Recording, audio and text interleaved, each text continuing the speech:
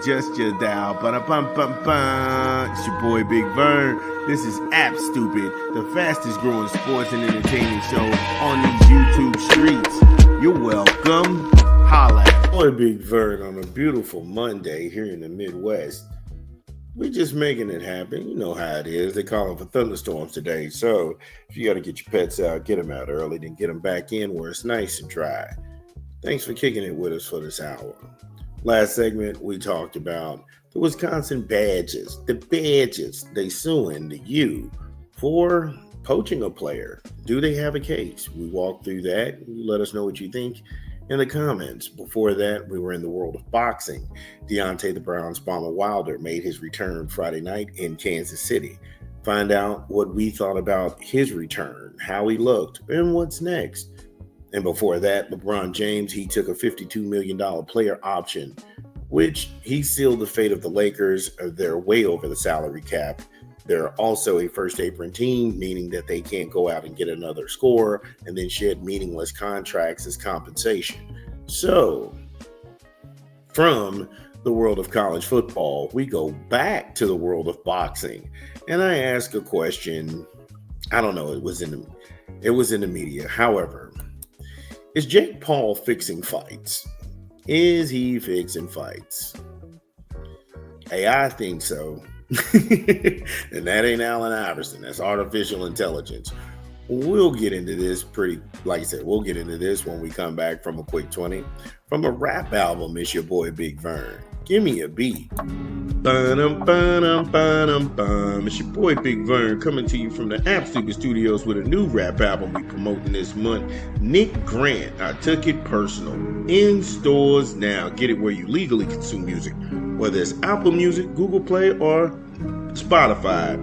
My personal favorites on the LP is Let It Rain, Read Your Contract, Big Timers, The Ritual, Back Home, Product Dealer, User. Man, that song right there, that's one of them ones. I was listening to it like, who the hell is Nick Grant? Homie got bars, homie got metaphors, deliveries, double entendres. Yo, what you looking for? He got it. Something to say, that's another good one. And it ain't personal. Yeah, Nick Grant is playing no games. I Took It Personal by Nick Grant. In stores now. Yeah, shout out to Nick Grant doing this thing. Like I said, I enjoyed the project. I thought it was dope. Make sure you go ahead and get it. Now, when it comes to these fixed fights, I don't know if it was fixed or not, but Google. Turns out they had details on the fight and how he won an hour before the fight was even called. Yeah, Google did that. I didn't do that. I'm just reporting how this happened. Other fight channels like Blue Blood Sports TV, shout out to Blue Blood and the mighty LDBC, he actually showed footage on his phone in real time as he's watching the fight, and he's actually got Google up and what Google said happened and how he won. And it was spot on. Now, Google wasn't the only person out here snitching on Jake Paul. BoxRec, the website, had him with the W before the fight was even called. Now, only in the fight game can you get something like this. You get circus fights and you get washed MMA dudes and two small celebrities, senior citizens out here trying to fight. And now you can add to the list disgraced, sired name burnouts like Julio Cesar Chavez Jr. He fought Uriah Hall, a guy who just turned pro last year. I cannot make this up. I didn't even know Chavez Jr. was still out here actively taking fights.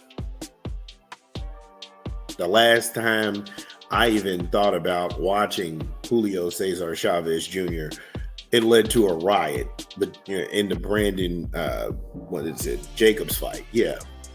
In Arizona because they couldn't get him licensed in Vegas. I'm telling you, I remember all of this. And for him, Jake Paul, to go ahead and I'm going to fight that guy. Come on, man. And it just got me to thinking, where there's smoke, there has to be fire. Now, this isn't something that has popped up out of the blue. This is pattern behavior. Now, they can't publicly come out and tell you that these fights aren't fixed, because if they did, that would be a federal crime. But all of the fights have been a wink wink and a nod type fights, where his opponents pull punches and never smash the gas on him. Jake Paul can't fight off the back foot, and he's a sucker for a left hook. He drops his guard in his offense, so if you throw with him, there's a chance you could sleep him. This is what an amateur coach would point out, / pro coaches who know more and who know how to orchestrate the pugilism of getting your head off the center line and getting your counter shot ready to negate his combo punches or his single jab shots. Now keep in mind, Jake Paul lost to Tommy Fury, a C+ fighter at best, and if I'm being kind, all disrespect due. All disrespect due. You can't tell me a guy with 9 fights at the time he derails the Paul hype train. He only has 4 KOs. So at no point in time in that fight with Jake Paul was Jake Paul in danger of being knocked out by a C+ fighter like Tommy Fury. All disrespect due. Tell you what, let's go ahead and get another R&B album in here. It's your boy Big Vern. Give me a beat. It's your boy Big Vern. Come on now, you know how we do it. New R&B album out, Coco Jones, Why Not More, extended version in stores now. Get it where you legally consume music, whether it be Apple Music, Google Play, or Spotify. My personal favorites on the track is Taste. That song gonna get you in a lot of trouble, for real, fellas. That's one of them late nights. That's one of them late night done. AE, oh my God, is wild too. Trust me. If you ain't ready, then don't put that one on. That's grown folk music right there. Thing for You, it's a real record too. Look, 90% of women do and feel the way she sings in that song. Listen, that's a real record. Other Side of Love, that's another deep record. Cause man, she be singing about some real situations. Go get the album, man. Coco Jones, Why Not More, in stores now. Yo, shout out to Coco Jones, Why Not More, in stores now. Yo, she's dope. She fine as hell, bro.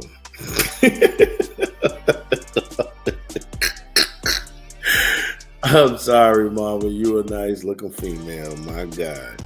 Anyway, when we last left off on the other side of the content, we were talking about the disrespect that I have for Tommy Fury and his whole family, his whole lineage, you know. Anyway, was I right about Jake Paul? And for my circle of people who are close to me, when we were watching fights about 2 years ago, at a fight party, I said Jake Paul is a phenomenon, and it only exists because boxers, they did not want to fight each other. You had this person ducking this person ducking this person. Jake Paul would put on these circus fights where he would fight an Anderson Silva, where he would fight a Nate Diaz, where he fought a little Nate Robinson, and people were intrigued because he had the stigma on him as being a YouTuber. Jake Paul is a fighter. However you feel about Jake Paul trained, he puts the work in, and he's in the gym. He is a very seasoned amateur fighter, because when you start off your pro career, you end up fighting the MMA burnouts, the taxi drivers, the Uber Eats delivery guys. You will fight all of these guys. Then they will start bumping you up to fight bigger boxers with names, and sometimes these guys are on the downside of their career, and so far Jake Paul is following in those footsteps. However, I had an interesting caveat. I said the moment that these guys start fighting each other, Jake Paul will disappear. The moment that these guys start fighting one another, Jake Paul will disappear and the freak show is over. Insert Turkey Island Sheik, who is putting together some insane cards. And as usual, the Paul fanfare was non-existent this week. I had no idea he was fighting. Now, this is me being honest with you. I had no idea that Jake Paul was fighting this weekend because like I said, in the recent past, Jake Paul's always had a press corps, the events, the guys talking back and forth, trash. He's being covered wall to wall by Fight Hype and all of these other outlets. I didn't see any of that. Canelo and Crawford have been sucking air out of the room. Not to mention, you had Conor Benn and you had what's the kid's name? Eubank Jr. That was almost like fight of the decade. The return of Devin the Dream Haney. You had Ryan Garcia. He actually lost to Rolly Romero, Teofimo Racist Lopez. They were all on the same card fighting in the middle of Times Square. There has not been any room for a Jake Paul promotion to breathe because boxing has innovated itself and inundated itself as being one of those leading things. I will tell you this, TK Holdings, looking at the WWE and also UFC, they are running massive debt. And so right now, as a combat sport, Turkey Island Sheik is giving you everything you want in the matchups you want. So Jake Paul's fights are going by the wayside. The only thing that stood out to me about that fight card was Floyd Schofield Jr. and Tevin Farmer.